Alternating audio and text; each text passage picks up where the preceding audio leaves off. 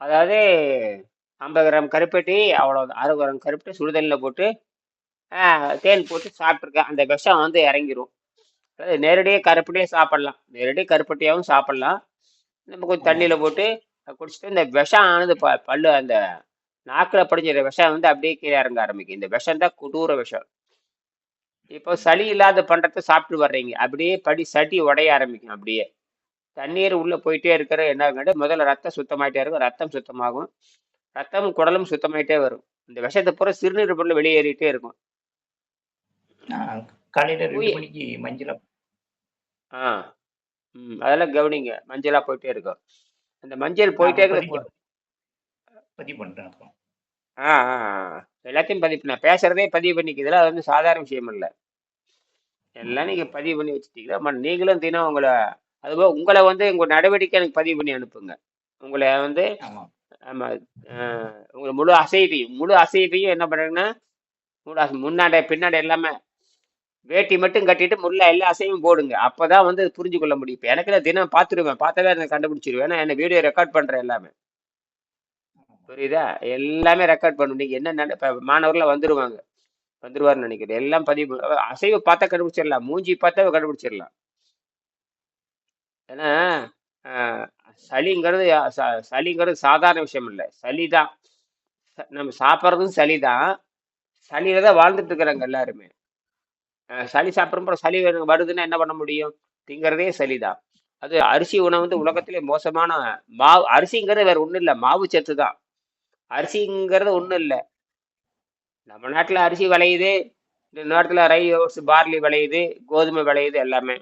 அரிசி திங்கிறவங்க பூரா காமலை வருது, அரிசி திங்கிறவங்க புற்றுநோய் வருது, அரிசி திங்கிறவங்க கால் அழுகி போகுது. அரிசி தொடர்ந்து அரிசி சாப்பிட்றவனுக்கு எல்லாமே வரும். அரிசி சாப்பிட்டா காமலை வரும்னு புத்தகத்துல இருக்குது. அரிசி சாப்பிட்டா கல்லீரல் வீங்கிரும், அரிசி சாப்பிட்டா மகோதரம் வரும், அரிசி சாப்பிட்டா வயிறு வீங்கிரும் அப்படின்னு சொல்லுவாங்க. அப்படின்னு தமிழ் நூல் இருக்கு. ஒவ்வொரு உணவுக்கும் ஒவ்வொரு உணவுக்கும் பக்க விளைவு என்னன்னு தமிழ் நூல் சொல்லியிருக்கு. அதுக்கு மலைவாகடம், சித்தர்வாகடம்,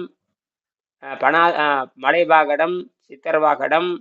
மலைவாகடம்னு மலையில விளையிறது, சித்தர்வாகனம் சித்தர் வாங்கிடுறது.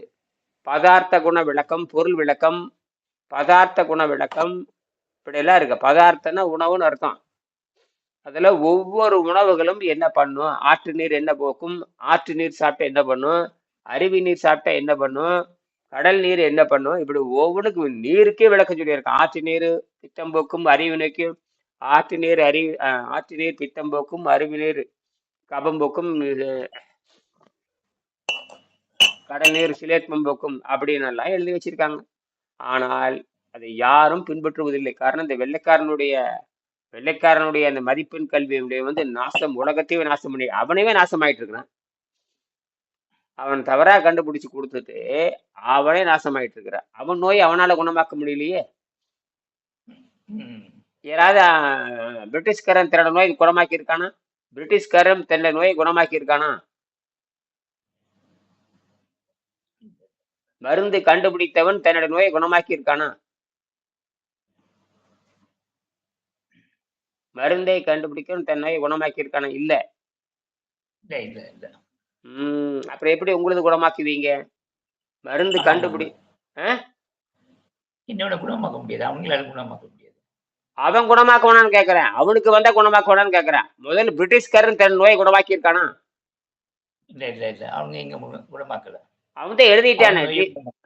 அவன் தான் எழுதியிருக்கானே, நோயை குணமாக்க முடியாது அவன் புத்தகத்துல எழுதியிருக்கானே. நோயை குணமாக்க முடியாது அவன் புத்தகத்துல எழுதியிருக்கானே இல்லையா? கட்டுப்படுத்த முடியும்னு தான் போட்டிருக்கான். கட்டுப்படுத்த முடியும் என்பதை கட்டுப்படுத்த கட்டுப்படுத்த முடியும்னு போட்டுட்டு அந்த கட்டுப்படுத்துகின்ற பொழுது நோய் அதிகமாயிட்டே போகும்ட்டான். என்னது? உண்மைதான்.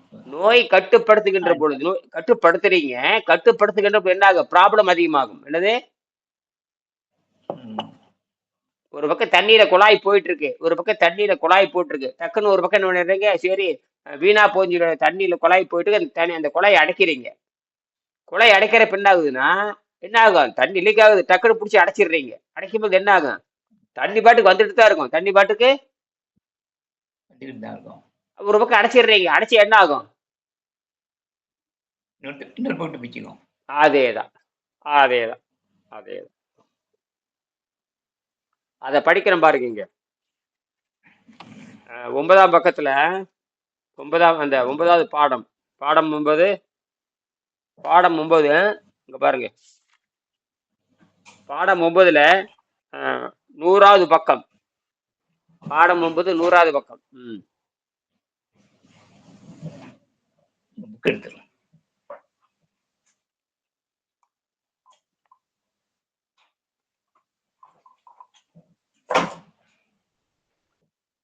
ரெண்டு மூணு நாளைக்கு ரொம்ப சிரமமா இருக்கு.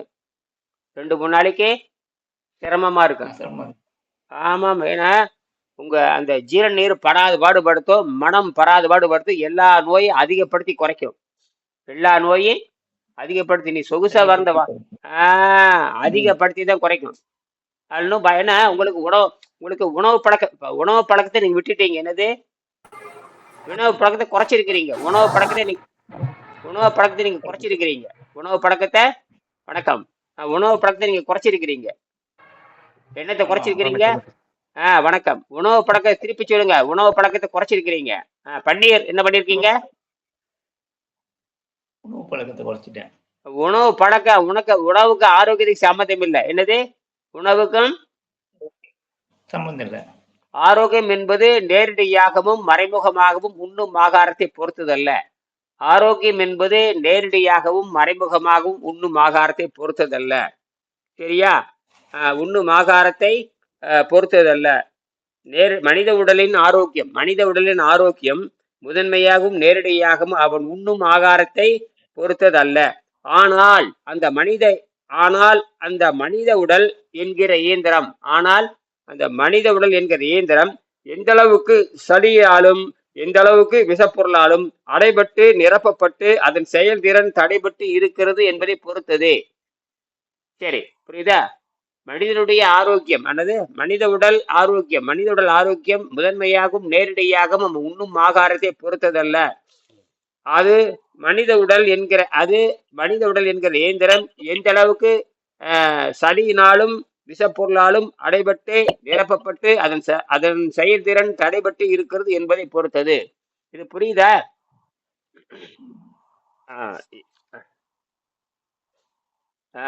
எந்த அளவுக்கு சளியினாலும் நச்சுத்தன்மையினாலும் அடைபட்டு நிரப்பப்பட்டு அதன் செயல்திறன் தடைபட்டு இருக்கிறது என்பது பொருள். எந்த அளவுக்கு சளியினாலும் நச்சுத்தன்மையினாலும் அடைபட்டு நிரப்பப்பட்டு அதன் செயல்திறன் தடைபட்டு என்பதை பொறுத்தது. இது மனப்பாடம் பண்ணியே தீரணும். என்னது? ஒவ்வொருத்தரும் இது மனப்பாடம் பண்ணணும். மரம் நாட்டி அடிக்கணும். இதுல தொடக்கம். இந்த வரியை எப்ப கேட்டாலும் சொல்லணும். புரியுதா? மண்டையில ஏத்திக்கணும். மனித உடல் என்கிற ஆரோக்கியம் அப்படி மனப்பாடம் வந்துடணும். சாதாரண விஷயம் இல்லை. ஒரு மனித உடல் ஆரோக்கியம் என்பது நான் திருப்பி சொல்லுவேன். இந்த 4 வரி இது மொத்தமாவே 220 பக்கம் இருக்கும். முக்கியமானது பாத்தீங்கன்னா முக்கியமானது 5ஆம் பாடம் 9வது பாடம் 11வது பாடம். இது ரொம்ப ரொம்ப முக்கியம். இது மனப்பாடம் பண்ணியே தீரணும். 5ஆம் பாடத்தையும் மனப்பாடம் பண்ணிக்கணும், 9ஆம் பாடத்தையும் மனப்பாடம் பண்ணிக்கணும், 11வது பாடத்தையும் மனப்பாடம் பண்ணிக்கணும். இதுல எப்ப விடாலும் கேட்பேன், எந்த வரியும் கேட்பேன். மண்டையில ஏத்துலன்னா அவ்வளவுதான், உங்களை கட் பண்ணிடுவேன். புரியுதா? இங்கெல்லாம் வாத்தியார கடுமையான வாத்தியாரு. அன்பாவும் இருப்பேன், ஆக்ரோஷமாவும் இருப்பேன். இன்னைக்குன்னு பேர் வச்சிருக்கிறனாலேயே இனிப்பா பேசுவேன்னு எதிர்பார்த்துறாதீங்க. புரியுதா? கடுமையா நடந்துக்குவேன். எனக்கு தேவை சாதனை தான் முக்கியம். என்ன தேவை? சாதனை. உயிரை கொடுத்துட்டு காலையில 3 மணிக்கு எந்திரிச்சு வகுப்படுத்திட்டு இருக்கிறேன்.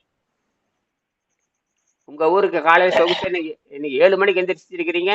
காலையில 3:30 மணிக்கு எந்திரிச்சிருக்கிறேன். எனக்கு காலையில 3:30 மணிக்கு எந்திரிச்சா இன்னைக்கு சாயங்காலம் 11 மணி வரை. நேற்று படுக்கிறப்ப மணி 10:50. காலையில எந்திரிச்சது 3:30 மணிக்கு எந்திரிச்சிட்டு 10 மணிக்கு 10:50க்கு படிக்கிறேன். 11 மணிக்கு படுக்கிறேன். அப்போ ஒரு நாளைக்கு எத்தனை மணி நேரம் நான் உழைக்கிறேன் தெரியுங்களா? இந்த பார்த்தீங்கன்னா கிட்டத்தட்ட 6 மணி நேரம் தவிர 5 மணி நேரம் 11 மணிக்கு படுத்தேன்னா அதுல 1 மணி நேரம் 3:30 மணி நேரம், மொத்தமாவே 4:30 மணி நேரம் தான் நான் தூங்குறேன். மிச்சம் 8 மணி நேரம் தூங்கிட்டு இருக்கிறாங்க அவங்க. சரியா? அது போயிட்டு போகுது. சரி, இங்க பாருங்க. இந்த ஹீலிங் வித் மைண்ட் பவர் அது ஆங்கிலத்தில் இருக்குது. நான் வாங்கி அனுப்ப சொல்றேன். அந்த ஹீலிங் வித் மைண்ட் பவர்னா ஒரு எம்எஸ் டாக்டர், ஒரு எம்டி டாக்டரும் ஒரு எம்எஸ் டாக்டரும் சேர்ந்து எழுதியிருக்காங்க. எம்எஸ் டாக்டரும் எம்டி டாக்டரும். அந்த டாக்டர் பேர் ரிச்சர்ட் சாமேஸ்னு பேர். டாக்டர் ரிச்சர்ட் சாமேஸ் ப்ரிவென்டிவ் மெடிக்கல் சென்டர், அமெரிக்காவில் இருக்கிற புகழ் வாய்ந்த ப்ரிவென்டிவ் மெடிக்கல்ஸ் மேரின்ல ப்ரிவென்டிவ் மெடிக்கல் சென்டர்ல மருத்துவராக இருக்காரு. அவர் சொல்றாரு, அவர் எழுதியிருக்காரு, புத்தகம் எழுதியிருக்காரு. அதாவது 2 அமெரிக்க டாக்டர்களை கூட்டா எழுதியிருக்காங்க. அது ரொம்ப முக்கியமானது. என்னது? 2 அமெரிக்க டாக்டர்கள். அதான் இது எழுதுறேன். இதுல 2 அமெரிக்க டாக்டர்கள் கூட்டா எழுதியிருக்காங்க. அதை ரெஃபர் பண்றாரு. பயங்கரமான ஆராய்ச்சி. அவர் சொல்றாங்க, ஒருத்தர் எம்டி, எம்டினா மெடிசின், டாக்டர் ஆஃப் மெடிசின், ஒருத்தர் எம்எஸ். இந்த 2 பேரும் சேர்ந்து ஒரு புத்தகம் எழுதியிருக்காங்க. ஒரு எம்டியும் எம்எஸ்ஸும் சேர்ந்து புத்தகம் எழுதியிருக்காங்க. என்னது? என்ன பதில காணோம்? என்ன ஊமையாட்டு இருக்க கூடாது. எம்டி எம்டி எம்எஸ்ன்னு சாதாரணம் இல்ல. இந்த புத்தகத்தை படிச்சவன் தான். எந்த புத்தகத்தை? இறப்பு, அதாவது உணவு பாதையில பிரச்சனை இருந்தா இறப்பையும் முழுமை இறப்பு உணவு பாதையில பிரச்சனை. இந்த புத்தகத்தை படிச்சவனுக்கு தான் உணவு பாதையில பிரச்சனை வந்ததுன்னா உணவு பாதையை எடுத்துடலாம்னு சொல்றவனுக்கு. என்னது?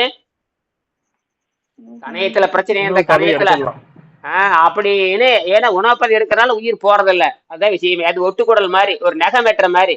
நகத்தை வெட்ட யாராவது சாவாங்களா? நகத்தை வெட்டினா யாராவது சாவாங்களா? முடியை வெட்டினா யாராவது சாவாங்களா? அதனாலதான் கோயிலுக்கு போய் கொடுக்குறீங்க. அதனால கோயில போய் என்ன பண்றீங்க? முடியை கொடுத்து போட்டு வந்துடுறது. உசிரை கொடுத்த சாமிக்கு மசரை கொடுக்குறீங்க. உசிரை கொடுத்த சாமிக்கு மசரை கொடுக்குறீங்க. தலையை கொடுக்க வேண்டியது தானே? கடவுளுக்கு உசிரை கொடுத்த சாமிக்கு தலையை கொடுக்க வேண்டியது தானே? கொடுக்க மாட்டீங்களா? என்ன மசரு அப்படி இல்லை, வெட்ட வெட்ட தலைச்சிட்டே இருக்கனால தான் மசரை கொடுக்குறது இல்லையா? ஒரு விரலை கொடுக்கறது தானே? கடவுளே எனக்கு உயிர் கொடுத்தல இருந்தா சாமி ஒரு கடவுளுக்கு கொடுங்க அப்படின்னு விரலை கொடுக்க வேண்டியதுதானே? கொடுப்பீங்களா? கொடுக்க மாட்டீங்க. எது ஆகாதோ, எது தேவையில்லையோ இழிந்த மயிருங்கிறாரு. இந்த இழிந்த மயிரை கொண்டு யாரு கொடுக்குறீங்க? கடவுளுக்கு கொடுக்குறீங்க. அப்புறம் கடவுளுக்கு என்ன காப்பாற்றுவாரு? மசாலா கொடுக்குறவங்க இருக்க நிறைய பேர். நான் என்ன பண்றேன்? இந்த மசாலா நானே எடுத்துக்கிறேன். சரியா? புரியுதா? சரி. என்ன திருநகை சந்திரே எங்கேயே போகுதா? உசிரை கொடுத்த சாமிக்கு மசரத்தான் கொடுக்குறீங்க. உசிரை கொடுத்த சாமிக்கு என்ன கொடுக்குறீங்க? ஏன் உசிரை கொடுத்த சாமிக்கு? நான் திருப்பி கேட்பேன் எல்லாமே. இந்த உயிர் என்பது அது பசியில கட்டுப்பட்டு இருக்கிறது. உயிர் என்பது பசியும் ருசியை வச்சு அட்டக்கடக்கு நடத்தி இருக்குது. ஏன்னா பசி என்பது ஒரு தேவையற்ற பண்டம். பசி என்பது ஒரு தேவையற்ற பண்டம். ருசி என்பது ஒரு தேவையற்ற பண்டம். பசிக்கு ஏதாவது குறிக்கோள் இருக்குதா? இல்ல. ருசிக்கு ஏதாவது குறிக்கோள் இருக்குதா? இல்ல. கண்ணுல பாக்குறீங்களா? குறிக்கோள் இருக்குதா? இல்ல. காதுல கேட்கறீங்களா? குறிக்கோள் இருக்குது. வாசனை அறியறீங்க, குறிக்கோள் இருக்குதா? இல்லையா? தொட்டு பாக்குறீங்க, எந்த குறிக்கோளும் நமக்கு கிடையாது. புலன்களுக்கு எந்த குறிக்கோளும் இல்லை. நீ தான் குறிக்கோளை வச்சுக்கணும். புலன்களுக்கு எந்த குறிக்கோளும் கிடையாது. புலன்களுக்கு எந்த குறிக்கோளும். அதனாலதான் புலன்களை அடக்குன்னா. இன்னைக்கு குறிக்கோளே கிடையாது புலன்களுக்கு. அதனாலதான் குறிக்கோளே இல்லாத புலன்களை நீங்கள் அடக்கி விடுங்கிறான், அமைதிப்படுத்துங்கிறான். கோளில் பொறி. அதான் சொல்றாரு திருவள்ளுவர். சொல்லுவாரு, 5 வீட்டான் ஆற்றலும் பாரு. சரி, இருக்கட்டும். இப்ப பாருங்க, அந்த பேஜ் நம்பர் 100ஆம் பக்கம், பேஜ் நம்பர் 100ஆம் பக்கத்துல 175வது பேஜ் நம்பர் 100. அதுல பாத்தீங்கன்னா அந்த ஹீலிங் வித் மைண்ட் பவர் இருக்கும். இந்த healing with mind பவர்ல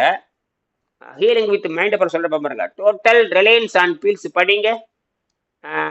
Panneer Selvam படிங்க. பன்னீர், மலேசியா பன்னீர்.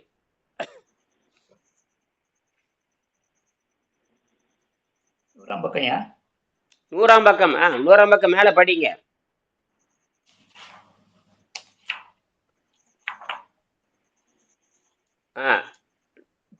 டோட்டல், அந்த டோட்டல் ரிலையன்ஸ் போட்டிருக்கு பாருங்க. Total Reliance.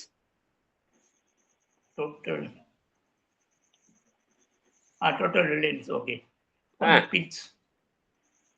Total reliance on pills. Total reliance on pills, potions, medicines or herbal cures merely perpetuates the problem by suppressing the symptom. இதுக்கு என்ன தமிழ்ல பொருள்? மாத்திரைகள், மருந்துகள், மூலிகைகள். மாத்திரைகள், மருந்துகள், மூலிகைகள், மூலிகை வைத்தியங்கள். இதெல்லாம் மாத்திரையில செய்யற வைத்தியம், அப்புறம் மருந்துகளை செய்யற வைத்தியம், அப்புறம் மூலிகையில செய்யற வைத்தியம். இந்த வைத்தியங்கள்லாம் ஆகியவற்றை முழுக்க நம்பி இருப்பது தவறு. என்னது? முழுக்க நம்பி இருப்பது தவறு. எது? மாத்திரை வைத்தியத்தை நம்புறது, அப்புறம் மருந்து வைத்தியத்தை நம்புறது, அப்புறம் மூலிகை வைத்தியத்தை நம்புறது. லேகியம், சூரணம், புண்ணாக்கு, புடலங்காய், என்னது? இதெல்லாம் நம்புறது. இந்த நம்பிக்கை, இந்த முழுக்க நம்பி இருப்பது தப்பு. முழுக்க நம்பி இருக்கிறது தப்பு. எதை தெரியாம ஒரு வேலை 2 வேலை தின்னுருக்கலாம். ஒரு வேளை ஒரு மாத்திரை தின்னு இருக்கலாம். ஒரு வேளை பில்ஸ் கில்ஸ் ஏதாவது குளிகைகள் அது மருந்து இருக்கலாம். அப்புறம் ஏதோ ஒரு நாளைக்கு லேகியம் கீகி சூரணம் கீரணும் மூலிகை ஏதாவது அந்த பூ இந்த பூ எல்லாம் தின்றுருக்கலாம். இதை முழுமையாக நம்பி இருப்பது தவறு. என்னது? நம்புறது என்பது வேற, நம்புறதுக்கும் முழுமையா நம்புறதுக்கு வித்தியாசம் இருக்குது. என்னது? நம்புறது முழுமையா நம்புறது. எப்படி? அப்படின்னு மீறவே மாட்டேன்னு நினைச்சேன். நீ எப்ப முழுமையா நம்புறியோ அவ சிக்கிட்டீங்கன்னு அர்த்தம். என்னது? சீக்கிட்டேன். சரி. ஆக முழுகையா நம்பி இருப்பது தவறு. அந்த நம்பிக்கையும் பழக்கமும், அந்த நம்பிக்கையும் பழக்கமும், என்னது? அந்த நம்பிக்கையும் பழக்கமும் நோயின் அறிகுறிகளை மறைத்து வைத்து, நோயின் அறிகுறிகளை மறைத்து வைத்து, எது? நோயின் அறிகுறிகளை மறைத்து வைத்து நோயை அதிகமாக்குவதில் ஈடுபடுகின்றன. எது? மருந்துகள், மாத்திரைகள், மூலிகை வகைகள். அப்ப மூலிகை கொடுத்து ஏமாத்துறது, மாத்திரை கொடுத்து ஏமாத்துறது, மருந்து கொடுத்து ஏமாத்துறது எல்லாம் வியாபாரம். இதெல்லாம் ஏன்னா நீ ஆகாரம் தின்னுட்டே இருப்ப. என்னது? ஆகார இறப்பையே தேவையில்லை, உணவு பாதையே தேவையில்லைன்னு ஒட்டுக்குடல் மாதிரி தேவையில்லை. ஒட்டுக்குடல் எப்படி தேவையில்லையோ, நகம் எப்படி தேவையில்லை, மசூர் எப்படி தேவையில்லையோ. சரி, இப்போ உணவு பாதையில உணவு பாதை தேவையில்லைன்னா அது இருந்துட்டு போட்டு, அது இயற்கை படைச்சது, நம்ம எடுக்க முடியாது. ஆனால் வயிற்றுல சுரக்கிற ஜீரண நீரை நீ கட்டுப்படுத்தலாம். வயிற்று சுரக்கிற ஜீரண நீரை நீ கட்டுப்படுத்தலாம். நீ வயிற்று சுரக்கிற ஜீரண நீரை கட்டுப்படுத்த போட்டு நீ பசிக்கு என்ன சாப்பிடுவீங்க? பசிக்கு என்ன சாப்பிடுவீங்க? என்ன உணவு திம்பீங்க சொல்லுங்க. நீங்க பசிக்கு என்ன திம்பீங்க? வெறும் சோற திங்க வேண்டியதுனே குழம்பு ஊத்திங்கிறீங்க. குழம்பு எல்லாம் ஊத்தி காய்கறி போட்ட இறைச்சி, அது இன்னொன்னு இறைச்சி நம்பிடுவாங்க. உங்களுக்கு என்னென்ன பிடிக்கும் எல்லாம் போட்டுக்க. எனக்கு இட்லி பிடிக்கும், எனக்கு பூரி பிடிக்கும், எனக்கு பொங்கல் பிடிக்கும், எனக்கு கொக்கு பிடிக்கும், எனக்கு கோழி பிடிக்கும். அப்புறம் அதெல்லாம் உங்களுக்கு பிடிக்கும். இந்த எதுக்கு பிடிக்குது? உடம்புக்கு பிடிக்கிறது இல்ல, எதுக்கு பிடிக்குது? மனதுக்கு பிடிக்கிறது தின்னு போட்டு ஆரோக்கியத்தை எப்படி எடுத்துட்டு பாருப்ப? எதுக்கு தின்னு போட்டு எதுக்கு தின்னு இருக்கிறீங்க? எதுக்கு? மனசுக்கு தின்னு போட்டு, மன தின்னு போட்டு திங்கிறது மனம். சாப்பிட்டேன்னா மனம் திருப்தியா இருக்குதுங்க. என்ன திருப்தியா இருக்குது? உடம்பு என்ன ஆகுது? மனம் திருப்தி அடைஞ்சிருது, மனம் நல்லா இருக்குது, உடம்பு என்ன ஆகுது? கெட்டு போகுது. திருப்தியே தின்னைங்கிறான். என்னது? திருப்தி தின்னைங்கிறான். எல்லாம் திருப்தி தான் தின்னீங்க, அப்படியே நோய் வருது. அப்ப திங்கிறதெல்லாம் மனசுக்கு, திங்கிறதெல்லாம் மனசுக்கு, கெட்டு போறதெல்லாம் உடம்புக்கு, கெட்டு போறதெல்லாம் உடம்புக்கு. அப்ப மனம் வேற, உடம்பு வேற. இது எனக்கே புரிஞ்சிருக்கிறீங்களான்னு கேக்குறேன். அப்ப உடம்பு கெட்டு போனதுக்கு அப்புறம் ஐயோ ஐயோங்கிறது, உப்பு வியாதிட்டு போனா உப்பு திங்காதீங்கிறது, இதய நோய் டாக்டர் போனா நீ கொழுப்பு திங்காதுன்னு சொல்றானே இல்லையா? இதய நோய் போனா கொழுப்பு திங்காத, காமால வந்தா சோறு திங்காத, காமால வந்தா சோறு திங்காத, காமால வந்தா சோறு திங்காத. ஏன் காமால வந்தா சோறு திங்கிறது இல்ல? காமால வந்தா சோறு திங்காத, இதய வைங்கிட்டே சோறு திங்காத, கல்லில் கட்டு பிடிச்சு சோறு திங்காத, நீ சக்கரை நோய் வந்துட்டு அரிசி திங்காத, அரிசி குறைச்சிக்கோ, மாவை குறைச்சிக்கோ, பூரி குறைச்சிக்கோ, சப்பாத்தி குறைச்சிக்கோ. ஏன் குறைக்க சொல்றேன்னு கேக்குறேன். ஏன் குறைக்க வேண்டும்? நோய் வந்துட்டா கட்டுப்பாட்டுக்கு வர்றீங்களா? ஏன் நீதான் நோய் வந்துட்டு எதுக்கு கட்டுப்பாடுன்னு கேக்குறேன். அதை தின்னதையா வந்தது, அது குறைச்சிருந்தா மீசினா என்ன? தலைக்கு மேல வெள்ளம் போயிடுச்சு, தலைக்கு மேல வெள்ளம் போயிடுச்சு. அது கொஞ்சமா தின்னானா நிறைய தின்னா தலைக்கு மேல என்ன ஆயிடுச்சு, வெள்ளம் போயாச்சு. இப்ப புரியுதா இல்லையா கேக்குற கேள்வி? புரியுது அப்படின்னு. ஆ? புரியுது புரியுது விளங்குது. மனதுக்கு தின்னு போட்டு மனதுக்கு, அதாவது taste depend on the mind, taste depend on the mind, taste depend on the mind, but damages depend on the body, but damages depend on the body. Taste வந்து மைண்டுக்கு போயிருது, டேமேஜ் எதுக்கு வருது? உடம்புக்கு வந்துருது.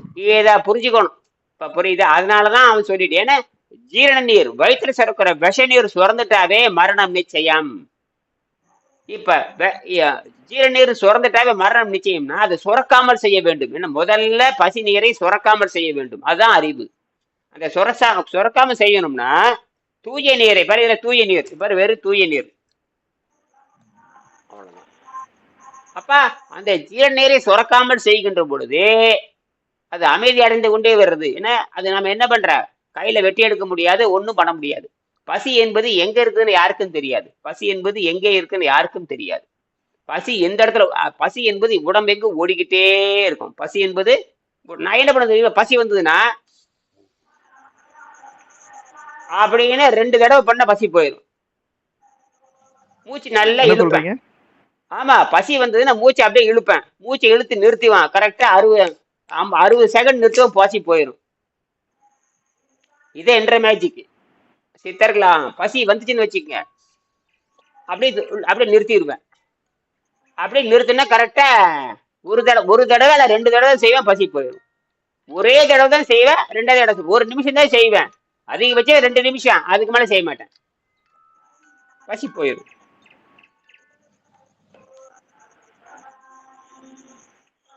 உங்களுக்கு என்ன பண்றோம்னா, உங்களுக்கு கெட்டு போன உடம்பு ஆகினால என்ன, அந்த உணவினால் கெட்டு போய் விட்டது. மன விரும்பி தின்னீங்க, எதை விரும்பி தின்னீங்க? மனம் விரும்பி தின்னீங்க, எது கெட்டு போச்சு? உடம்பு கெட்டு போயிடுச்சு. நல்ல ருசியா திங்கிறது. என்னது ருசிக்கும் ஆரோக்கியத்துக்கு சம்மந்தம் இருக்குது. ஏன்டா ருசியா தின்ன என்ன ஆகும், போய் சேர வேண்டியது. நல்லா ருசிக்குது, குழம்பு ருசிக்குது, மீன் ருசிக்குது, சோறு ருசிக்குது, எல்லாம் ருசிதான். ருசிங்கிறது 5ஆம் அறிவுன்னு அர்த்தம். ருசிங்கிறது 5ஆம் அறிவு, ருசிங்கிறது 5ஆம் அறிவு. ருசிங்கிறத ருசிச்சு பார்க்கறது. அது விலங்குகளுக்கும், விலங்கு நிலை, பறவைகள் நிலை, அப்புறம் பாலூட்டி நிலை. நாமள எந்த வகை சார்ந்தவங்க? பாலூட்டி வகை சார்ந்தவங்க. அப்ப நமக்கு 5ஆம் அறிவுன்னு அர்த்தம். பிறக்கிறப்ப 5 அறிவு தான். அதுக்கப்புறம் தான் 6ஆம் அறிவு வளர்கிறது. பிறக்கிறப்ப 5 அறிவு தான். வாய் ருசியோட குழந்தை பிறக்குது. ஒரு குழந்தை பிறந்ததுன்னு எதோட பிறக்கு தெரியுமா? ஒரு குழந்தைக்கு வாய் ருசி இருக்குமா இருக்காதா? இருக்கும். அதுக்கு எத்தனாவது அறிவு? அதுக்கு 5. வாய் ருசி உங்களுக்கு இருக்குதா இல்லையா? இருக்குங்க. குழந்தை வாய் ருசி பயன்படுத்தலாம், குழந்தை வாய் ருசி பயன்படுத்தலாம். அதுக்கு எத்தனாம் அறிவு? 5ஆம் அறிவு. உங்களுக்கு எத்தனாவது அறிவு? சொல்லிக்கலாம், 6 அறிவு இருக்குன்னு சொல்லிக்கலாம். அப்ப 6 அறிவு இருக்கிற ருசி பழக்கத்தை எதுக்கு அடிமையாகிற? 6 அறிவு இருக்கிறவன் 5க்கு ஏயா போறேன்? 6 அறிவு இருக்கிற எதுக்கு போகணும்? அடுத்தது 6 அறிவு முடிச்சுட்டு எதுக்கு போகணும்? 7ஆம் அறிவுக்கு. 7க்கு போகணும். நீ என்ன பண்ற?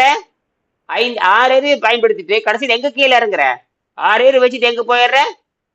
5க்கு போயிடுற. எங்க போயிடுற? 5க்கு. குற்றம் யாருடையது? அப்ப 6 அறிவு எதுக்கு போகணும்? சுவையை விட கத்துக்கணும். சுவையை விட்டுறணும். சுவை விட்டுறா மரணம் நிச்சயம். சுவை உள்ளேனா மரணம் நிச்சயம். புரியுதா? சுவை ஒளி ஊறு ஓசை, சுவை ஒளி ஊறு ஓசை நாற்றமென்றின் 5இன் வகை தெருவான் கட்டே உலகு. யார் இந்த சுவைன்னு என்ன? வாய். சுவை ஒளி, ஒளின கண்ணு, சுவை ஒளி ஊறு அப்படின்னு தொட்டு பார்க்கறது ஊறு, ஓசைனா காது, நாற்றம்னா மனம்னு அர்த்தம். புரியுதா? மனம், வாசனை சொல்றாங்களா, நாற்றம், இதெல்லாம் உள்ளுணர்வு. என்னது? சுவை என்பது உள்ளுணர்வு, சுவை என்பது உள்ளுணர்வு, கண்ணு என்பது உள்ளுணர்வு, தொட்டு பார்க்கறதுல உள்ளுணர்வு, அப்புறம் சுவை ஒளி ஊறு. ஊருனா இந்த உணர்ச்சின்னு அர்த்தம். ஓசை, இந்த காதால கேட்கறது உள்ளுணர்வு, நாற்றம் மனம்ங்கிறது உணர்வு. இந்த 5 வகையான உள்ளுணர்வையும் எவன் புரிந்து கொண்டு கட்டுப்படுத்துறானோ அவனுக்குத்தான் உலகம் இனிக்கும்ங்கிறார். என்னது? உலகம் இனிக்கும். புரியுதா? அப்ப முதல் எடுத்துனே வாயில வச்சுட்டாரு திருவள்ளுவர். வந்து எல்லாருமே நேர வாயை கட்டுறான்ட்டாரு. என்னது? வாயை கட்டுடான்ட்ட. எவனாவது வாயை கட்டுறீங்களா உலகத்துல? நான் உட்பட. எவன் வாயை கட்டுப்படுத்தலையோ அவன் முட்டாள்னு அர்த்தம். சரி, இந்த முட்டாள் போய் எந்த முட்டாள்கிட்ட கேக்குது? இந்த வாயை கட்டுப்படுத்துறது முட்டாள் எங்க ஆட்ட போய் கேக்குதுங்கன்னா வெள்ளைக்கார முட்டாள்கிட்ட போய் கேக்குது. எந்த முட்டாள்கிட்ட போய் கேக்குது? எந்த முட்டாள்கிட்ட கேக்குது? வெள்ளைக்கார முட்டாள்கிட்ட. அது பிரிட்டிஷ்கார முட்டாள்கிட்ட போய் கேக்குது. அந்த முட்டாளுக்கு ஏதாவது அறிவு இருக்கான்னு கேக்குறேன். எந்த முட்டாள்கிட்ட கேக்குது? வெள்ளைக்கார முட்டாளுக்கு. அந்த நீ ஒரு கூ முட்டை, வெள்ளைக்காரன் ஒரு கூ முட்டை. என்னது? நீ ஒரு கூ முட்டை, 2 கூ முட்டையும் சேர்ந்து என்ன ஆகுது? அதாவது இந்த திருமூலர் சொல்லுவாரு, குருடும் குருடும் குருட்டாற்று மாடி, குருடும் குருடும் குருட்டாற்று மாடி குழியில் விழுந்ததை போலனாரு. குருடும் குருடும் குருட்டாட்டம் ஆடி குழியில் விழுந்ததை போல. என்னது? குருடன் கட்டி பிடிச்சிட்டு கடைசியில் எங்க விழுந்தாங்களாமா? நான் சொல்லல, இவரு சொல்லியிருக்காரு. 2 குருடன் சேர்ந்து கட்டி பிடிச்சிட்டு குழி விழுந்த மாதிரி உனக்கும் ருசியை கட்டுப்படுத்த தெரியாது, அந்த பிரிட்டிஷ் முண்டங்களுக்கும் ருசியை கட்டுப்படுத்த தெரியாது. பிரிட்டிஷ் முண்டத்துக்கும் உனக்கு ருசியை கட்டுப்படுத்த தெரியாது, அப்புறம் உனக்கும் ருசியை கட்டுப்படுத்த தெரியாது. அவன் என்ன சொல்லிட்டா? எந்த நோயும் குணமாக்க முடியாதுங்கிற. எந்த நோயும் குணமாக்க முடியாது என்கிற வெள்ளைக்காரங்களிடம் நீ எப்படி போய் குணமாக்க முடியும் கேக்குறேன் நானு. அப்ப உங்க நாட்டுல சித்த மருத்துவம் இல்லையா? உங்க நாட்டுல ஆயுர்வேத மருத்துவம் இல்லையா? அதெல்லாம் உனக்கு தெரியாதான்னு கேக்குறேன். உங்க நாட்டுல பாட்டி வைத்தியம் இல்லையான்னு கேக்குறேன். எவனோ சொன்னாட்டு அங்க போயிருங்க, அப்படி போயின்னா குணமாயிருக்கணுமே இல்லையா? எந்த வெள்ளைக்காரனாவது நோயை குணமாக்குறேன்னு புத்தகம் எழுதியிருக்கானா? இது வரைக்கும் பாத்தீங்கன்னா 125 நோபல் பரிசு கொடுக்க ஆரம்பிச்சு 125 வருஷம் ஆச்சு. ஒரு வருஷத்துக்கு நோயை குணமாக்க முடியும்னு எங்கேயாவது எவனாச்சும் சொல்லியிருக்கு? மருந்தை கொடுத்து நோயை குணமாக்க முடியும்னு எந்த நோபல் பரிசு விஞ்ஞானியா சொல்லியிருக்கானான்னு கேக்குறேன். சிந்திக்கணும். இந்த 10 நிமிஷம் தான் இருக்கு. எந்த ஒரு மருத்துவனாவது, நான் கேட்கறது புரியுதா? எந்த மருத்துவனாவது, எந்த மருத்துவம் விட்டுருங்க, மருந்தை பத்தி தான் பேசுறேன். எதை பத்தி பேசுறோம்? ஆளை பத்தி பேசுறது இல்ல, ஆளை பற்றி பேசுவதில்லை. மருந்தை கொடுக்குற பாருங்க. எவன் மருந்தை கொடுத்தால் நோய் நல்லாகும், மருந்து சாப்பிட்டா புற்றுநோய் நல்லாகும், மருந்து சாப்பிட்டா சக்கரை நோய் நல்லாகும், மருந்து சாப்பிட்டா காமலை நல்லாகும், மருந்து சாப்பிட்டா மூச்சு வலி நல்லாகும், மருந்து சாப்பிட்டா மூட்டு வலி நல்லாகும் அப்படின்னு எங்கேயாவது எந்த வெள்ளைக்காரனாவது நிரூபிச்சிருக்கானான்னு கேக்குறேன்.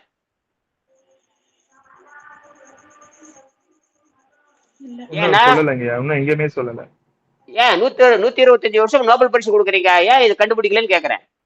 125 வருஷமா மருத்துவக்கான நோபல் பரிசு கொடுக்குறானே, எவனாவது புற்றுநோய்க்கு மருந்து கண்டுபிடிச்சேன், சக்கரை நோய்க்கு மருந்து கண்டுபிடிச்சேன்னு எவனாச்சும் கண்டுபிடிச்சிருக்கான்னு கேட்கறேன். பிரிட்டிஷ்காரன் எவனாவது சக்கரை நோய்க்கு மருந்து கண்டுபிடிச்சிட்டேன், நுரையீரல் நோய்க்கு மருந்து கண்டுபிடிச்சிட்டேன், மருதி நோய்க்கு மருந்து கண்டுபிடிச்சிட்டேன், கல்லீரல் நோய்க்கு மருந்து கண்டுபிடிச்சிட்டேன், கணைய நோய்க்கு மருந்து கண்டுபிடிச்சிட்டேன், நுரையீரல் நோய்க்கு மருந்து கண்டுபிடிச்சிட்டேன், இப்படி பார்த்தேன் நுரையீரல் அடப்பு நோய்க்கு மருந்து கண்டுபிடிச்சிட்டேன், அப்புறம் டிபிக்கு மருந்து கண்டுபிடிச்சிட்டேன். எங்கேயாவது இருக்கான்னு கேட்கறேன். எவனாச்சும் கண்டுபிடிச்சிருக்கான்னு கேட்கறேன். கண்டுபிடிக்க முடியாது.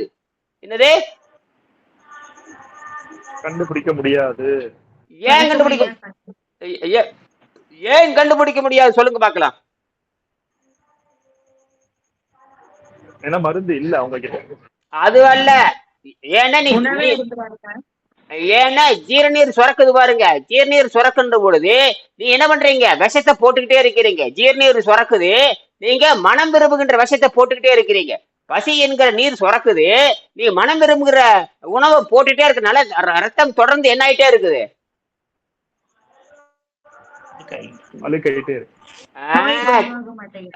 ரத்தம் கெட்டு போயிட்டே இருக்குது. ரத்தம் என்ன ஆயிட்டு இருக்குது? ரத்தம் கெட்டு போயிட்டே, ரத்தம் கெட்டு போகுது. மருந்து ரத்தம் தொடர்ந்து ரத்தம் கெட்டு போயிட்டே இருக்கறனால உங்களுக்கு நோய் எப்படி குணமாகும்? திருப்பி சொல்லுங்க. ரத்தம் விட்டு போய்கிட்டு இருக்கு, நோய் குணமாக. ஏன்னா நீங்க தின்னுட்டே இருக்கிறீங்க. என்னது? நின்றுக்கிட்டே இருக்குங்க. தின்னுட்டே இருக்கிறப்ப ரத்தம் என்ன ஆகுது? அழுக்காகிக்கிட்டே இருக்கு, கெட்டு போய்கிட்டே அழுக்கா இருக்கு. அழுக்காயிட்டே இருந்தா எப்படி எப்படி குணமாக்கும்?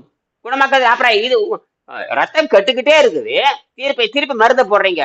ஏற்கனவே தின்னு தின்னு ரத்தம் கெட்டு போச்சு, மருந்து போட்டா இன்னும் என்ன ஆகும்? இன்னும் கெட்டு போயிடும். இத சொல்ல மாட்டேங்கிறான் இந்த முண்டை. பிரிட்டிஷ் முண்டங்கள் இதை சொல்ல மாட்டேங்கிறான். பிரிட்டிஷ் முண்டம் சொல்ல மாட்டேறான். நான் சொல்றேன்ல. ஏன் நான் சொல்றேன் சொல்லுங்க, ஏன் நான் சொல்றேன் சொல்லுங்க பாக்கலாம். நீங்க நல்லா இருக்க போறீங்க, அவன் மருந்து வைக்க போறான். இல்ல, அந்த ஜீரண நீரை நிறுத்தி பழகுற, ரத்தத்துல குப்பையை போடுறத நிறுத்துறேன், ரத்தத்துல குப்பையை போடுறத நிறுத்துறேன். நான் அறிவு சொல்றபடி கேட்கறேன். என்ன சொல்றபடி கேட்கறேன்? அறிவியல் சார். அறிவு இருக்கிறது. அறிவு அறிவு அறிவு அறிவியல் கிடையாது, அறிவு. அறிவு. அறிவு அறிந்ததை எழுதி வச்ச அறிவியல், அவ்வளவுதான். அப்ப எனக்கு என்ன பண்றோம்னா, இந்த உடம்பை நான் கோயிலாக நினைக்கிறேன். ஆக என்ன பண்றேன், உடனே அந்த பசி வருகின்ற பொழுது நீரே மருந்தாக இருந்துறேன். நீரே மருந்தாக இருந்தப்ப என்ன ஆகும் கேட்டீங்கன்னா, அந்த பசியை அமைதிப்படுத்திட்டே இருக்கிறேன். என்ன பண்ற, தொடர்ந்து பசியை அமைதிப்படுத்த என்ன ஆகும் கேட்டீங்கன்னா, தண்ணீர் பசியை அமைதியாக்கிட்டு அது ஏற்கனவே நான் செய்த குற்றத்தை எல்லாம் கழுவிட்டு வெளியே கொண்டு வருது. அதாவது நான் தண்ணீர் நான் பசிக்கிறப்ப தண்ணீர் மருந்து மாதிரி குடிச்சு கொஞ்சோன்னு அப்படியே பார்த்தீங்கன்னா ஒரு 30 ml அவர் அப்படி அப்படி அப்படி அவ்வளவுதான். இந்த உள்ளங்கையில் ஊற்றி குடிக்கிற மாதிரி குடிச்சிக்கிறேன். எப்பப்போ பசி வருது அப்போ குடிச்சிட்டே இருக்கிறேன். அப்போ என்ன ஆகுது, தண்ணீர் 2 வேலை பண்ணுது. என் பசியும் ஆற்றி விடுகிறது. ஏற்கனவே நான் சிறுசுலேருந்து இது வரைக்கும் பண்ண அத்தனை தப்பையும், பழைய கர்மா, அது இது லொட்டு லொசுக்கு, பிறவி நோய், அந்த நோய், இந்த நோய் எல்லாத்தையும் என்ன பண்ணுது, தண்ணீர் என்பது ரத்தத்தை கழுவிட்டு குடல்லையும் கழுவுது, ரத்தத்தையும் கழுவுது. 2 முக்கியமான விஷயம். ரத்தத்தையும் கழுவி விடுகிறது, உணவு பாதையும் கழுவி விடுகிறது. அப்ப தண்ணீர் குடிக்கிறப்போ ரத்தமும் சுத்தமாகி விடுகிறது, குடலும் சுத்தமாகி விடுகிறது. இப்படி தொடர்ந்து 6 மாசம் விட்டு விட்டு விட்டு விட்டு விட்டு விட்டு சுத்தமான உணவை சாப்பிடுவது, குடலை சுத்தம் பண்றதுக்கான உணவை சாப்பிடுவது, ரத்தத்தை சுத்தமான உணவை சாப்பிடுவது, இப்படி தொடர்ந்து சுத்தப்படுத்த படுத்த படுத்த படுத்த படுத்த உங்க கட்டுப்படுத்த கட்டுப்படுத்த கட்டுப்படுத்த கட்டுப்படுத்த சுத்தப்படுத்த சுத்தப்படுத்த சுத்தப்படுத்த சுத்தப்படுத்த உங்களோட உடல் இருக்கிற நோய் என்ன ஆகும், மெல்ல மெல்ல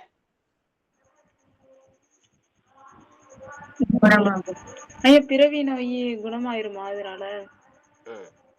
பிறவினைங்கிறது எது? இந்த ஏற்கனவே பிறந்ததுல இருந்து இந்த தைராய்டு இந்த அதெல்லாம் இருக்குல்ல, அதெல்லாம் பிறவி நோய் கிடையாது. அதெல்லாம் பிறவி நோய் கிடையாது. அது நோயே அல்லது. இல்ல நான் பிறந்ததுல இருந்து எனக்கு தைராய்டு இருக்கு. அது நோயே கிடையாது. அது நோய், பிறவி நோய் கிடையாது. பசிதான் பிறவி நோய். எது? பசிதான் பிறவி நோய். பசிக்கு திங்க போய் தான் நோய் வந்துருச்சு உனக்கு. அது உங்க அம்மா அப்பா பண்ற தப்பு. என்னது?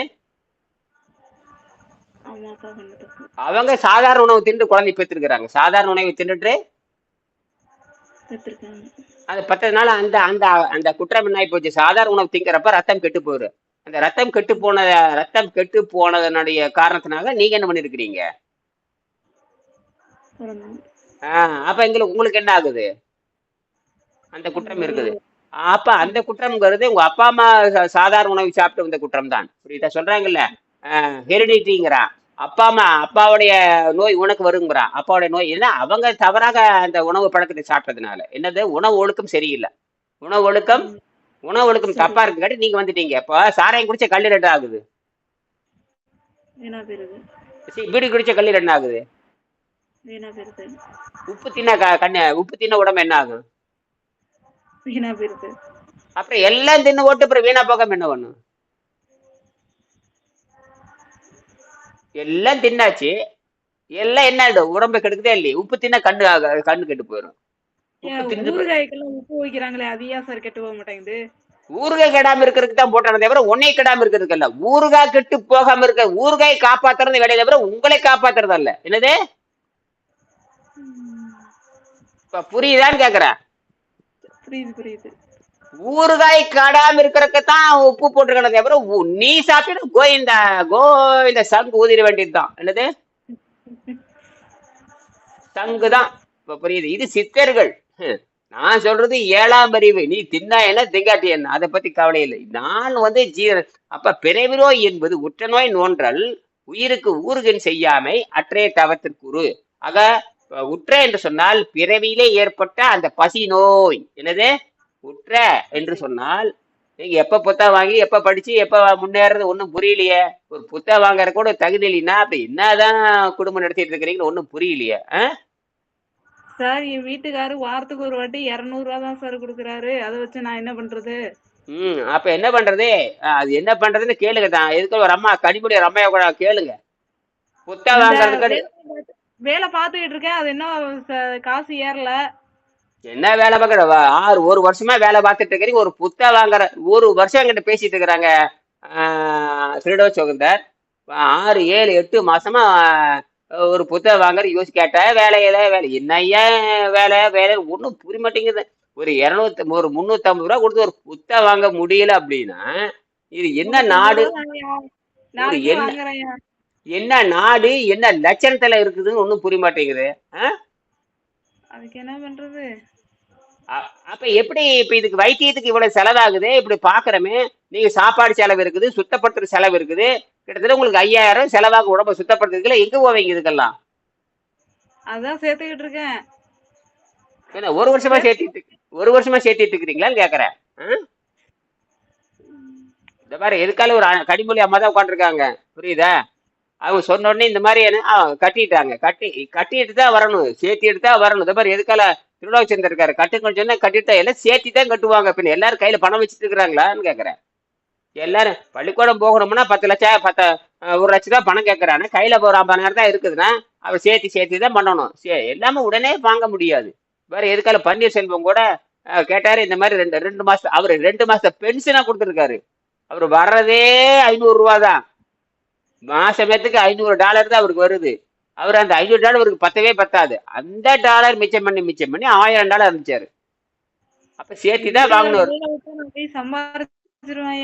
வீட்டுக்காரர் வெளியில விட்டா போய் சம்பாதிச்சிருவேன், வெளியில விட மாட்டேங்கிறாரு. அப்ப வீட்டுக்குள்ளே இருக்கேங்கிறேன். அப்ப உங்களுக்கு நோயும் நல்லாகாது. அவ்வளவுதான்.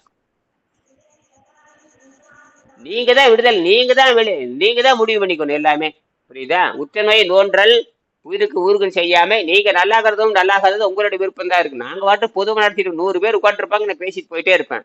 தனிப்பட்ட முறையில வகுப்பு எடுக்கும் பொழுது மாட்டிக்குவீங்க, புரியுதா? இனியன் வந்து தனிப்பட்ட முறையில வகுப்பு எடு அப்படின்னு ஒரு உத்தரவு போட்டாங்கன்னா நீங்க மாட்டிக்குவீங்க. அதுக்குள்ள அதுக்கு அல்லது அந்த என்னுடைய காணொலி 4000 காணொலி இருக்கு. அது போக தினம் பதிவு பண்றேன். தினம் பதிவு பண்ணி போட்டுக்கிட்டே இருக்கு. என்ன நடக்குதுன்னு எனக்கு நேரம் மிச்சமாகுது. 100 பேத்துக்கு நான் சொல்லிக் கொடுக்க முடியாது. அப்படி தூக்கி போட்டேன்னு அத்தனை பேரும் பாத்துக்கிறீங்க. பார்த்துட்டு அப்படியே பின்பற்றி அப்படியே புத்தகம் வாங்கலைன்னா கூட பரவாயில்ல. சொந்த புத்தி இருந்தா போதுமானது. வழிகாட்டுதல் இருந்தால் போதுமானது. வழிகாட்டுகின்ற புத்தியும் இருக்க வேண்டும். வழிகாட்டுதலும் இருந்து விட்டால் நோய் குணமாகிவிடும். ஒரு சொந்த புத்தி எல்லாத்தையும் அடக்கிட்டேன், எல்லாத்தையும் கண்ட்ரோல்ல கொண்டு வந்துட்டேன். அது எப்படி கண்ட்ரோல் கொண்டு வந்தீங்க? நீங்க பேசுறதுக்கு கேட்க கேட்க கேட்க கேட்க அது மைண்ட் மாறுது. எப்படி கண்ட்ரோல் எப்படி கட்டுப்படுத்துறீங்க? எப்படி அந்த சூதியை கட்டுப்படுத்துறீங்க? அதை சொல்லுங்க. சும்மா கட்டுப்படுத்துறது என்பது வேறு. சரி, ஏற்கனவே போட்டதை எப்படி எடுப்பீங்க? ஏற்கனவே கட்டுப்படுத்திட்டீங்கன்னு சொல்றீங்க, போட்டதை எப்படி எடுப்பீங்க? உள்குற்றம் உள்ள இருக்கிற குற்ற பிறவி நோயை எப்படி எடுப்பீங்க? அதான் நீங்க தண்ணியா அருந்த சொன்னீங்கல்ல, எல்லாம் வெளியில வந்துரும் அப்படின்ட்டு. ஆமா, அருந்துறீங்களான்னு கேக்குறேன். குடிச்சிட்டு தான் இருக்கேன். நேத்து என்ன சாப்பிட்டீங்க? நேத்து சோறு தான் சாப்பிட்டேன், கீரையோட சோறு சாப்பிட்டேன். அப்புறம் மத்தியானம் 12 மணிக்கு தான் சாப்பிட்டேன். அதுக்கப்புறம் சாயங்காலம் ஒரு 3 மணி போல சாப்பிட்டேன், அவ்வளவுதான். என்ன சாப்பிட்டீங்க? கொஞ்சோண்டு சோறு சாப்பிட்டேன், அவ்வளவுதான். அப்புறம் காய்கறி இந்த முள்ளங்கி இதெல்லாம் வச்சு கொஞ்சோண்டு சோறு சாப்பிட்டேன், அவ்வளவுதான். சரி, அப்புறம் எதுவும் சாப்பிடல. அதுக்கப்புறம் ஒரு உணவுக்கு இன்னொரு இடைவெளி இருக்குது. அது என்ன சாப்பிட்டீங்க? ஒரு உணவுக்கும் இன்னொரு உணவுக்கும் சாப்பிட்டு ரெண்டு வேளை உணவு சாப்பிட்டு இருக்கிறீங்க இல்லையா? மிச்சம் இருக்கும் 2 வேளை. இடையில தண்ணி குடிச்சுக்கிறது தான். அந்த தண்ணீர் எப்படி எந்த அளவுக்கு குடிச்சீங்க? ஒரு டம்ளர் குடிக்கிறது தான். அந்த மாதிரி எத்தனை தடவை குடிச்சிருப்பீங்க? அது ஒரு 10-15 தடவை குடிச்சிருப்பேன். எத்தனை தடவை ஒண்ணுக்கு போச்சு? 3 தடவை. அந்த சிறுநீர் போறப்ப மூத்திரம் போறப்ப என்ன நிறத்துல வந்துச்சு?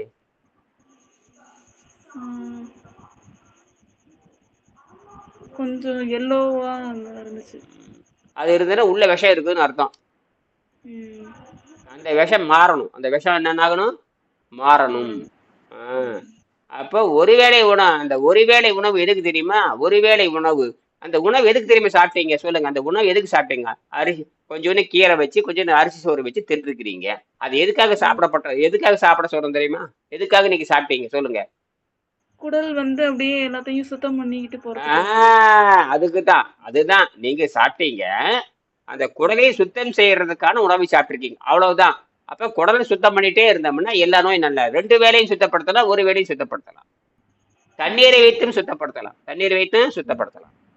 அப்ப ம். என்ன பண்ணணும்? ஆனா ஒண்ணு சாப்பிடும் பொழுது குற்றமுடைய உணவை வச்சு தான் குறைக்க குற்றத்தை குறைக்கிற உணவை வச்சு தான் முழுமையான குற்றமற்ற உணவு கிடையாது. அதுவும் ம். குற்றமுடைய உணவு தான். சோறு வந்து பயங்கரமான குற்றமுடையது. சோறு வந்து இல்ல சார், இந்த வாதம், பித்தம், கபம் இல்லாத உணவு ஒண்ணு சொன்னீங்கல்ல. இந்த மாரி உணவு இருக்குன்னு சொன்னீங்கல்ல. அது எப்படி? பாதம் பித்தம் நீங்க தான் புத்தகம் வாங்கினா தெரிஞ்சிருக்கும். அது எல்லாமே சொல்லியாச்சு. புத்தகத்திலயும் சொல்லியாச்சு. புத்தகத்திலயும் சரிங்க. சொல்லியாச்சு. வாங்கி வாங்கி தெரிஞ்சுக்கிறேன். புத்தகத்தையும் சொல்லியாச்சு. 4000 வீடியோவும் பார்த்தாச்சு. அதையும் பார்க்கறது இல்ல. புத்தகத்தை வாங்காட்டியும் பரவாயில்ல. 4000 வீடியோ பேசியிருக்கேன். அதையும் பார்க்கணுமே இல்லையா? அதுக்கும் பார்க்கறதுக்கு காசு வேணுமா? டெய் டெய்லி பார்த்துக்கிட்டு தான்யா இருக்கேன். அப்புறம் என்ன ஏன் அதுல புரியலையான்னு கேட்கிறேன். பார்த்தாப்ப செய்ய வேண்டியதானே? சரிங்கய்யா. ஆ, பார்த்தா செய்ய வேண்டியது தானே? இப்ப இந்த கேள்வி வந்து எல்லாத்துக்குமானது. இந்த கேள்வி எதுக்காக 5 பேர் உட்காந்து இந்த கேள்வி எல்லாத்துக்குமானது. பார்த்தா செய்ய வேண்டியது தானே? ம். அதனாலதான் கண்ணுல பார்த்து செய்ய சொல்ல கண்ணுல பார்த்து சொல்றாங்களே, கண்ணுல பார்த்தா செய்ய வேண்டாமா? கண்ணால பார்த்தாவே செஞ்சிருவீங்க. கண்ணு பார்க்குது, கை செய்யுது. கண்ணு பார்க்குது, கை செய்யுது. அடுத்தவன் பீடி குடிக்கப்ப நீ பீடி குடிக்கிற, அடுத்தவன் பிரியாணி சாப்பிட்றப்ப நீ பிரியாணி திங்கிறியா இல்லையா? அடுத்து மாங்காய் திங்கிறப்ப நீ மாங்காய் குடிக்கிறியா இல்லையா? அடுத்து மாங்காய் அத திங்கிறப்ப நீ சார், அதெல்லாம் சாப்பிடுறதில்ல சார். வாய்க்கு ருசியா உள்ளதெல்லாம் அவ்வளவா அவாய்ட் பண்ணியாச்சு. சாப்பிடுறதில்ல. நீ கடையில நீ எது பார்த்தாலும் கடையில எது பார்த்தாலும் நான் வாங்குறதும் இல்ல, அது சாப்பிடுறதும் இல்ல. ஏன்னா உனக்கு வசதி இல்ல, பணம் இல்ல. வசதி இல்ல, பணம் இல்ல, சாதாரண ஆளா இருக்கிற. நீ ஒன்னும் பெரிய பணக்காரி கிடையாதே. நேரம் பணக்காரி நேரம் நீ ஒரு பணக்காரியா இருந்தா நேரம் என்ன ஆட்டம் ஆடி இருப்பீங்க? நீ ஒரு ஏழை. என்னது? பணக்கார வீட்ல இருந்து தான் வந்தேன். ஆனா இங்க தான் இதாயிடுச்சு. அதான் சொல்றேன். நீ பணக்காரியா இருந்தா இந்த இந்த கேள்வி கேட்பியான்னு கேட்கறேன். பணக்காரங்க பண்ற அட்டகாசம் சாதாரண அட்டகாசமான்னு கேட்கறேன். உங்களை விட பணக்காரன் தான் உடம்பை கெடுத்துக்கிறான். உங்களை விட யாரு கெடுத்துக்கிறா? பணக்காரன். பணக்காரன் அப்ப என்னென்ன பண்ற? காசு இருந்தா கண்டது கிடையாது வாங்கணும்னு தோணும். அப்ப உடம்பு கெட்டு தானே போகும். அப்படி வா, அப்படி வா, அப்படி வா. பணக்காரன் என்ன பண்றான்? காசு இருக்கிற ஆணவத்துல எதை கெடுத்துக்கிறான்? உடம்ப உடம்பை கெடுத்துக்கிறான். கடைசியில் எங்க போயிடுறான்? ஆஸ்பத்திரிக்கு. அவன் குணமாக்குவானான்னு கேக்குறேன். அவ்வளவா வாய்ப்பு இல்ல. ஏன் அப்படி சொல்றீங்க? கரெக்டா தான் ஏன் அப்படி சொல்றீங்க? அது எதுவுமே கிளியர் ஆக மாட்டேங்குது. இந்த சக்கரை நோய்க்கு மாத்திரை சாப்பிடுறாங்க. ம், அதுக்கு இருதய நோய்க்கு மாத்திரை சாப்பிடுறாங்க. எதுவுமே ம். கிளியர் ஆகலையே. சாப்பிட்டுக்கிட்டே தானே இருக்காங்க. முக்கியமான ஒரு வார்த்தை சொன்னீங்க. அதாவது இதய நோய்க்கு அந்த எந்த நோய்க்கு சொன்னீங்க? இதய நோய்க்கா? இதய நோய்க்கு மாத்திரை ஆமா. சாப்பிடுறாங்க. எதை நோய்க்கு? இதய நோய்க்கு மாத்திரை சாப்பிடுறாங்க. சரி, அப்படித்தானே சொன்னீங்க. சக்கரை நோய்க்கு மாத்திரை சாப்பிடுறாங்க, நல்லா ஆகல. இன்னொன்னு என்ன சொன்னீங்க? இதய நோய்க்கு. மாத்திரை சாப்பிடுறாங்க. இப்ப இந்தியாவுல ஒரு புகழ் இதய நோய்க்கு மாத்திரை சாப்பிடுறாங்க, நல்லா ஆகல. இந்த 2 நாளைக்கு முன்னாட இந்தியாவுல புகழ்பெற்ற இதய நோய் மருத்துவர் செத்து போனாரு. ஆமா. அவர் பேரு டாக்டர் செரியன்னு பேரு. என்னது?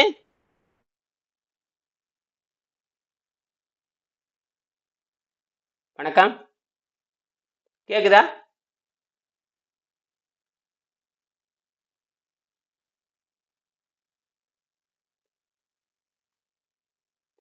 வணக்கம்.